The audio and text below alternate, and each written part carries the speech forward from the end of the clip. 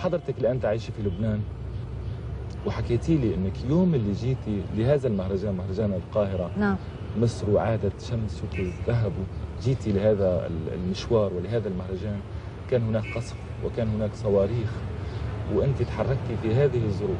ترجعي تحكي لي وأنا حابب أسمع منك عن مشوارنا، كيف فقنا الصبح. يعني حياتنا صعبة كتير الحقيقة ببيروت بكل هالحرب، يعني 15 سنة مش يوم ويومين، والفترة الأخيرة كانت كتير صعبة. يعني ما كنا نقدر نفوت على البيت، يعني قاعدين بزاوية من بالبيت نعم.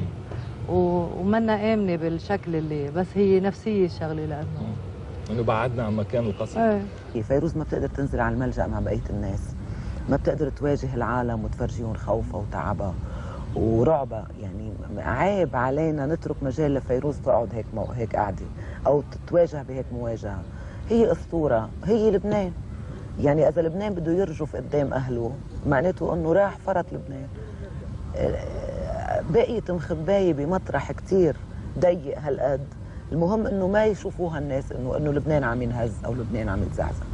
وقصف جزء من بيتك صحيح؟ نعم، يعني اجى صاروخ بالبناء. ناعم كلمة صاروخ. وعم تضحكي، انا هذا اللي اثار انتباهي فعلا، انك بتضحكي رغم المصيبة. ما في خيار يعني. طيب معلش واسمحي لي كمان ضيف شيء ثاني وشيء حزين، لكن ضحكتك هي اللي بتغفر لي انك بتضحكي رغم كل شيء. ضحكتك اللي نحن بحاجه لها كل الملايين العرب اكيد. بتحكي لي وبتعلميني فعلا كيف ممكن الواحد يتجاوز مصائبه في بنته احيانا، وفي زوجه، وفي ولده، وفي كل كوارث لبنان. يبقى في لبنان وبالقرب جدا جدا من الآلام ويتعرض قد يتعرض للموت. كيف ممكن؟ علميني. الإيمان، يعني أنا مؤمنة كتير وأكيد ساعدني كتير على كل، يعني لأنه بحياتي منا سهلة، ما في غيره، يعني هو الملجأ الوحيد ورفيق كل الأوقات، يعني الصعبة والحلوة. وبعدين كل شيء له ثمن بالحياة، يعني بيعطي شيء بياخد شيء، مع الوقت الواحد بصير يقشع هالشيء وما بنعرف ليه. في سؤال دايما ليه؟ ليش هيك عم يصير في لبنان ست فيروز؟ الشر كبير. سألتي نفسك هالسؤال؟ طبعا. شو كان الجواب؟ ما في جواب.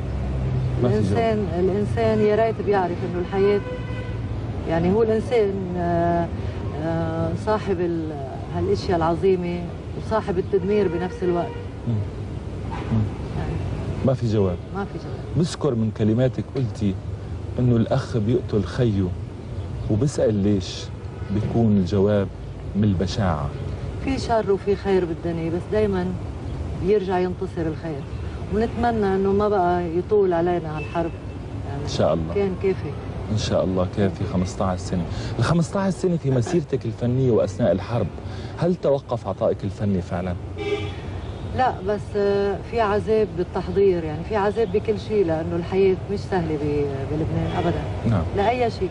نعم. يعني لا اتصال، لا مشوار، لأي شيء. نعم. كيف الأشياء الفنية، يعني الفنان ما بيقدر يشتغل بأقل من حرب، يعني أكيد. كيف الحرب؟ أكيد.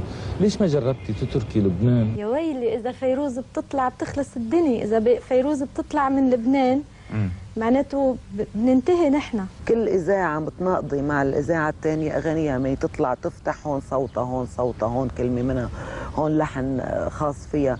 يعني كل الناس بلبنان مجتمعين عليها، لأنه فيروز بالنسبة لنا هي وجه لبنان البريء الطاهر يلي ما قدرت الحرب تطاله. فتخيل شو بتكون حالتنا كارثة إذا تركت فيروز لبنان. ما بقدر. ليش ما بتقدري؟ أول شيء ما فكرت، وثاني شيء ما حسيت إني بدي أترك. مهما كان ومهما صار وما حسيت. يا الله. لانه مش نشوف للحمايه اذا له عمر الواحد بيبقى، بس صحيح مش مضطرين نعيش هالخوف، بس ما قدرت ابذل هالخوف ولو بطمأنينة، ما قدرت ابذل. بتخافي كثير اثناء القصف؟ طبعا. شو بتعملي؟ مشي بزيد سكوتي وبصلي. بتصلي مثل كل الفقراء ومثل كل المعترين يعني. اللي ما قدروا يتركوا مثل كل الناس. نعم. اسمحي لي يا ست فيروز، اسمحي لي اني اقف امامك واعبر لك عن مو اعجاب وانما فعلا اني انا مذهول امامك الان. اسمحي لي وباسم الناس كلهم، وتابع معك المشوار غصبا لانه الحوار لازم يكتمل ولازم الناس يتعرفوا على فيروز اكثر واكثر. ما نقول الوجه الاخر، انا ماني شايف لك وجه اخر، انت في الغنيه وفي المسرحيه وفي الحياه ايضا. انا شفتك عن كسب وشفت ضحكتك وشفت مرحك وشفت كرمك وشفت ادبك. ست فيروز، نستمر معك اذا بعد عاصي الرحباني وبعد حليم الرومي وبعد الرعيل الاول اللي رافقك، من الآن يمسك بيدك؟ هل ابنك زياد الرحباني فعلا؟ يعني هلأ تقريبا زياد القسم الكبير، يعني مع بالإضافة لإنتاجي الرحباني القديم. نعم نعم. في سنة 1975 الياس سحاب الكاتب المعروف والناقد الفني بيقول إنه هل توقف الرحابني على العطاء؟ هل بطلوا يزرعوا ولجأوا للحصاد؟ سنة 1975 هذا الكلام، نحن الآن في عام 1989 ونرى فيروز تتألق وتشرق ويصفق لها الملايين، إذا ما زالت جديدة وتعطي الجديد. ما قيمة هذا الكلام الذي قيل عام 1975؟ بينقال كثير يعني، وهالشيء مش صحيح يعني، لأنه شو كان وقت العمل يعني استنادا على شو نقالها؟ على أنه المسرحية الأخيرة اللي كانت عم تعرض وربما كانت ميس الريم او المحطه بترا، ما بتذكر، فقال له يمكن بترا يعني الاعمال كانت دائما تنحب كثير وتتعرض للنقد، بس مع الوقت الاعمال بقيت واثبتت انها مهمه كثير. طبيعي يعني انه مش كل الناس تحب يعني. لكن في كلام اخر بيقوله محمود درويش الشاعر الفلسطيني الكبير، بيقول انه قيمة فيروز الحقيقية انه قدرت ما تخلينا نعتاد على صوتها وما نرقب الجديد، ما نكتشف الجديد بصوتها. يعني ما تعودنا فقط نفتح الراديو لنسمع فيروز، حتى لو جددت نقول هي فيروز ونحبها وخلص، لا، هي بتخلينا نكتشف دائما اشياء جديدة عنها. لاني بتعب على شغلي كثير، وهذا اهم شيء يعني بحياتي. يعني ما بحب الروتين. يعني هلا حتى اغاني يعني القديمه عم بتتغنى بشكل جديد، هذا ما بيلغي القديم، يعني بالعكس يعني بيعطيه صوره جديده وحديثه. يعني زياد نعم. على راس الناس اللي عم يعملوا هيك. نعم. هل زياد صوره طبق الاصل عن امه فيروز؟ ما بعرف. انا هيك شايف. انا شايف نفس الشيء، ما بيحب الحكي كثير، بيحب يشتغل كثير، مبدع، بيحب الناس. ما رأيك؟ زياد بحب الناس كثير، بس يمكن بحب الانزوة يعني، ما كثير اجتماعي. ما بعرف يعني الناس بحبوا الفنان كيف بحبوه يعني. ما عندك فكرة؟ كيف بحبوه مثلك تماما. انت بتعرفي نفسك؟ كيف؟ بتعرفي انت شو؟ يعني مثلا واحد يقول انا كريم، انا متواضع، انا درويش، انا بسيط، انت شو؟ لا، بنظر نفسك. لا، ما بفكر بحالي من هالمطرح يعني، ما بفكر ابدا بحالي. بسمع عني، بس انا ما بعرف اعطي صورة لحالي. بتصدقي الصادقين؟ ما هيك؟ نعم. طيب هل انا صادق الان؟ هيك شايفتيني؟ يعني هلا اكيد صادق. اكيد. طيب انت موافقه اذا على انك انت الان سيده الغناء العربي؟ انا هيك رايي. قلت لك ما تخجلني. لا، انا رديت عليك بالصدق، مش بالكلام اللي عم بتقول لي اياه هلا، ما فكرت كمان. طيب. طيب ست فيروز، ما نرجع مرة ثانية لمسرح الصوت والضوء أمام الأهرام ونشوف الجمهور القادم، وأنا عم التقيهم وأسألهم وهن قادمين ليشوفوا الست فيروز. ناس من فلسطين وناس من مصر وناس من الأردن وناس من جنسيات مختلفة عربية، الكل مو عارفين يعبروا عن حبه لفيروز. أي واحد بتسألي شو رأيك بصوت فيروز، شو رأيك بفيروز، فبتلاقيه ما عم يعرف كيف يعبر عن رأيه. يمكن كتعبير بتقصد. ما عم يعرف الحب، مو لأنه بيفتقد التعبير، لا بيعرف يعبر، بس أكيد. أمام الحديث عن فيروز كلهم بما فيهم محمود درويش أيضا كان ملبك وهو عم يجاوب. شو السر يا ترى؟ هذا الشيء ما بيحدث مع فنانين آخرين أبدا. يعني أنا ممكن أسأل عن أي فنان، أسأل أي مواطن، أي إنسان ممكن يجاوبني وهو مرتاح، إلا وقت بسأل عن فيروز تختلف الصورة. شو السر؟ ما بعرف اقول لك، بس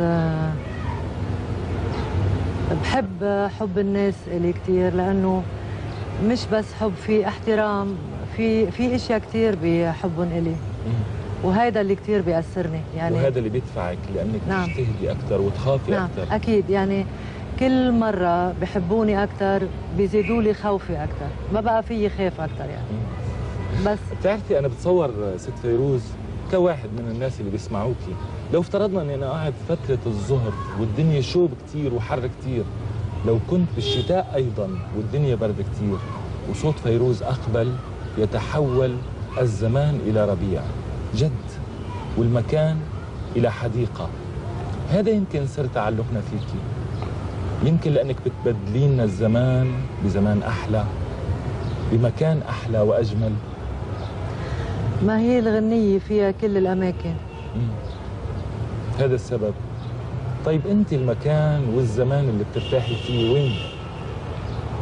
عبقول لك ما بعرف، في مطارح أنا ما بعرف وين بكون فيها. يعني في موجودة ومش موجودة. أيوة، موجودة بالحلم أحيانا. بحس إني هون بس كمان مني هون بنفس الوقت. وين؟ ما بعرف. ما بتعرفي. الإنسان والفنان فعلا بيشتغل مشان ياخذ ثمن وأجر. شو الأجر اللي بتطلبيه أنت مقابل الفن والعطاء اللي بتعطيه؟ الإخلاص والصدق في التلقي. نعم. عند الناس. نعم. فقط. هذا أهم شيء. هذا أهم شيء. أرجع معك الآن على الحدود الأردنية، وأمامنا في رجل مسن عم يقول لك ليش ما جيت امبارح على جرش؟ ليش منك جاي السنه لعنا على جرش؟ فقلت له ان شاء الله السنه الجايه. فقال لك جابوا بدالك فلان وفلان وفلان من الفنانين.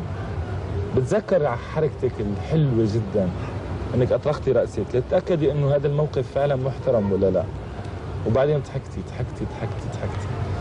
مين بتسمع الان، وهذا سؤالي، لمن تستمع فيروز من المطربين والمطربات العرب الموجودين حاليا على الساحه؟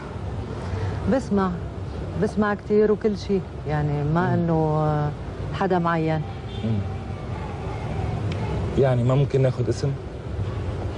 ما في ما في يعني تقولي اسم؟ لا، يعني لانه هاي الحقيقه. تسمع الكل؟ نعم. وتطربي للكل ولا لا؟ نعم، اذا في الاشياء الحلوه اكيد بفرح فيها وبطرب لها اكيد.